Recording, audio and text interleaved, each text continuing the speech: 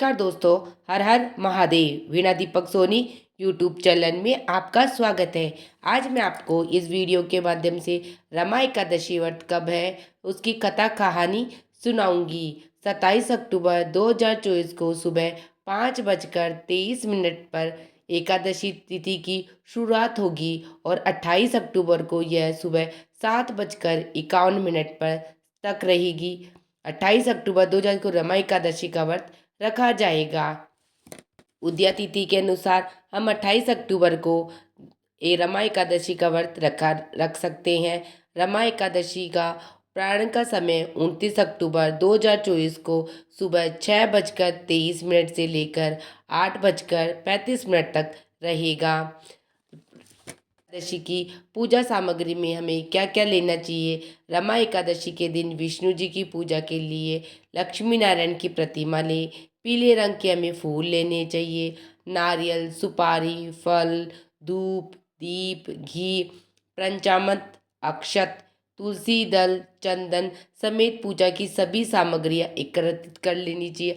अब मैं आपको रमा एकादशी व्रत पे किस प्रकार हमें भगवान विष्णु और लक्ष्मी माता का पूजा करनी चाहिए बताती हूँ। एकादशी व्रत के दिन सुबह जल्दी उठकर स्नान करें, स्वच्छ कपड़े धारण करके विष्णु जी का ध्यान करें। संभव हो तो उपवास भी रख सकते हैं। घर के मंदिर की साफ सफाई के बाद लक्ष्मी नारायण की प्रतिमा के समक्ष दीपक प्रज्वलित करें। विष्णु जी को विधिवत पूजा करें। विष्णु जी को फल, फूल, तुलसी दल अर्पित करें। उन्हें भोग लगाएं। विष्णु जी के नामों का जाप करें। इसके बाद उनकी आरती उतारें।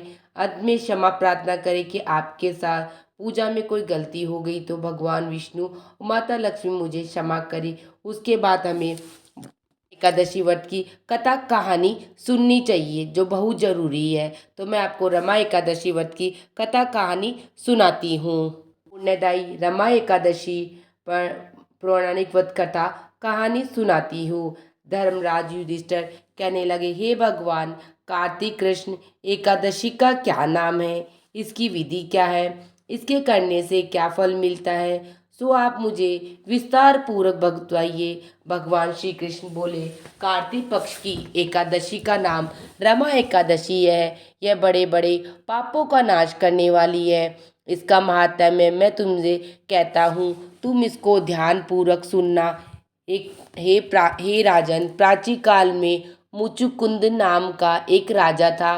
उसकी इंद्र के साथ मित्रता थी। साथ ही यम, कुबेर, वरुण और विभीषण भी उसके मित्र थे। ये राजा बड़ा धर्मात्मा, विष्णु भक्त और न्याय के साथ राज्य करता था। उस राजा की एक कन्या थी जिसका नाम चंद्रभागा था। उस कन्या का विवाह चंद्रसेन के पुत्र शोभन के साथ हुआ था। एक समय वह शोभन ससुराल आया। उन्हीं दिनों जल्दी ही पुण्यदायिनी रमा एकादशी आने वाली थी। जब व्रत का दिन समीप आ गया तो चंद्रभागा के मन में अत्यंत सोच उत्पन्न हुआ कि मेरे पति अत्यंत दुर्बल है, मेरे पिता की आज्ञा अति कठोर है। दशमी को राजा ने ढोल बजवाकर सारे राज्य में यह घोषणा करवा दी, एकादशी को भोजन नहीं करना चाहिए। ढोल की घोषणा सुनते ही शोभन को अत्यंत चिंता हुई। वो अपनी पत्नी से कहा, हे प्रिया, अब मैं क्या करना चाहिए, मैं किस प्रकार भी भूख सहन नहीं कर सकूंगा। ऐसा उपाय बताओ कि जिससे मेरे प्राण बच सके, अन्यथा मेरे प्राण अवश्य चले जाएंगे। चंद्रभागा कहने लगी, हे स्वामी, मेरे पिता के राज्य में एकादशी के दिन कोई भी भोजन नहीं करता। हाथी, घोड़ा, ऊंट, बिल्ली, गो आदि भी तृण, अन्न, जल आदि ग्रहण नहीं कर सकते। फिर मनुष्य का तो कहना ही क्या। यदि आप भोजन करना चाहते हो तो किसी दूसरे स्थान पर चले जाइए, क्योंकि यदि आप यहीं रहना चाहते हो तो आपको अवश्य व्रत करना पड़ेगा। ऐसा सुनकर शोभन कहने लगा, हे प्रिय, मैं अवश्य व्रत करूँगा, जो भाग्य में होगा वह देखा जाएगा। इस प्रकार से विचार कर शोभन ने व्रत रख लिया और वह अपने भूख व प्यास से अत्यंत पीड़ित होने लगा। जब सूर्य नारायण अस्त हो गए और रात्रि को जागरण का समय आया तो जो वैष्णवों को अत्यंत हर्ष ने देने वाला था, परंतु शोभन के लिए अत्यंत दुखदायी हुआ। प्रातःकाल होते ही शोभन के प्राण निकल गए। तब राजा ने सुगंधित काष्ठ से उसका दाह संस्कार करवाया, परंतु चंद्रभागा ने अपने पिता की आज्ञा से अपने शरीर को दंग नहीं किया और शोभन की अंत्येष्टि क्रिया के बाद अपने पिता के घर में ही रहने लगी। रमा एकादशी के प्रभाव से शोभन को मर्दाचल पर्वत पर धन्य धान्य से युक्त तथा शत्रुओं से रहित एक सुंदर देवपुर प्राप्त हुआ। वह अत्यंत ही सुंदर रत्न वेदुमयी यमणि जड़ित स्वर्ण के खंभों पर निर्मित अनेक प्रकार की स्फटिक मणियों से सुशोभित भवन में बहुमूल्य वस्त्राभूषणों तथा छत्र व चंवर से विशोभित था। गंधर्व और अप्सराओं से युक्त सिंहासन पर आरूढ़ ऐसा शोभयमान था मानो दूसरा इंद्र विराजमान हो। समय मुचुकुंद नगर में रहने वाला एक सोम शर्मा नामक ब्राह्मण तीर्थ यात्रा करता हुआ घूमता घूमता उधर आ जा निकला और उसने शोभन को पहचान कर कि यह तो राजा का जमाई शोभन है, उसके निकट गया। शोभन भी उसे पहचान कर अपने आसन से उठकर उसके पास आया। प्रणाम आदि करके कुशल प्रश्न किए। ब्राह्मण ने कहा कि राजा मुचुकुंद और आपकी पत्नी कुशल से हैं, नगर में भी सब प्रकार से कुशल है, परंतु हे राजन, हमें आश्चर्य हो रहा, आप अपना वृत्तांत कहिए कि ऐसा सुंदर नगर जो न कभी देखा न सुना आपको कैसे प्राप्त हुआ। तब शोभन बोला, हे कार्तिक कृष्ण की रमा एकादशी का व्रत करने से मुझे यह नगर प्राप्त हुआ है, परंतु यह अस्थिर है। यह स्थिर हो जाए तो ऐसा उपाय कीजिए। ब्राह्मण कहने लगा, हे राजन, यह स्थिर क्यों नहीं है और कैसे स्थिर हो सकता है, आप बताइए, फिर मैं अवश्य यह उपाय करूंगा। मेरी इस बात को आप मिथ्या न समझिए। शोभन ने कहा कि मैंने इस व्रत को श्रद्धा रहित होकर किया, अतः यह सब कुछ अस्थिर है। यदि आप मुचुकुंद की कन्या चंद्रभागा को यह सब वृत्तांत कहे तो यह स्थिर हो सकता है। ऐसा सुनकर उस श्रेष्ठ ब्राह्मण ने अपने नगर लौटकर चंद्रभागा से सब वृत्तांत कह सुनाया। ब्राह्मण के वचन सुनकर चंद्रभागा बड़ी प्रसन्नता से ब्राह्मण से कहने लगी, हे ब्राह्मण, ये सब बातें आपने प्रत्यक्ष देखी है या स्वप्न की बातें कर रहे हो। ब्राह्मण ने कहने लगे, हे पुत्री, मैंने महावन में तुम्हारे पति को प्रत्यक्ष देखा है, साथ ही किसी से विजय न हो ऐसा देवताओं के नगर के समान उनका नगर भी है देखा है।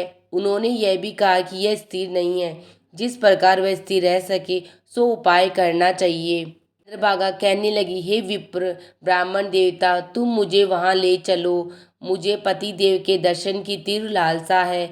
मैं अपने किए हुए पुण्य से उस नगर को स्थिर बना दूंगी। आप ऐसा कार्य कीजिए कि जैसे जिससे उनका हमारा संयोग हो सके, क्योंकि वियोगियों को मिला देना महान पुण्य है। सोम शर्मा यह बात सुनकर चंद्रभागा को लेकर मंद्राचल पर्वत के समीप वामदेव ऋषि के आश्रम पर गया। वामदेव जी ने सारी बात सुनकर वेद मंत्रों के उच्चारण से चंद्रभागा का अभिषेक कर दिया।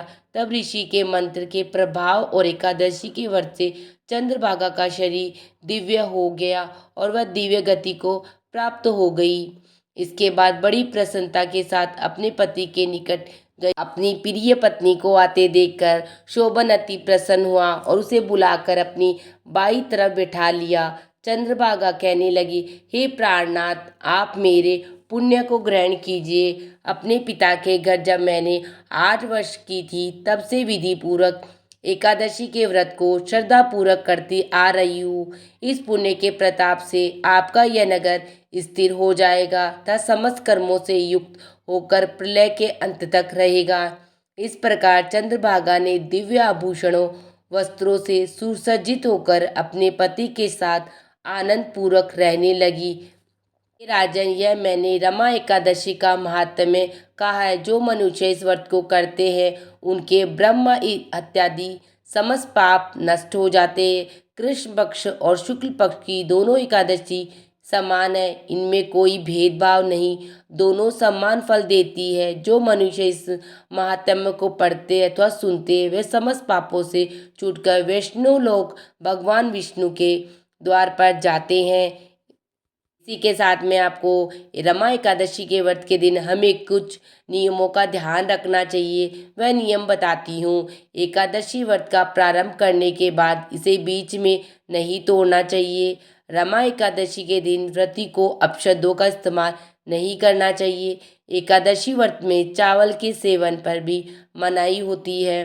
फलाहार सात्विक भोजन ही का सेवन करना चाहिए। एकादशी व्रत में गोभी, पालक, शलगम का भी सेवन नहीं करना चाहिए।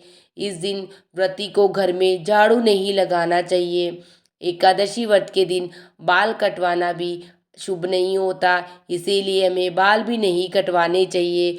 एकादशी के दिन हमें अगर व्रत भी नहीं करते हैं तो ये व्रत की कथा कहानी सुन लेते हैं और नियमों का पालन भी कर लेते हैं तो हमें एकादशी के व्रत के फल के बराबर की प्राप्ति होती है। आप सबको मेरी रमा एकादशी व्रत की कथा कहानी कैसी लगी मुझे कमेंट बॉक्स में जय श्री कृष्णा लिखकर जरूर बताना।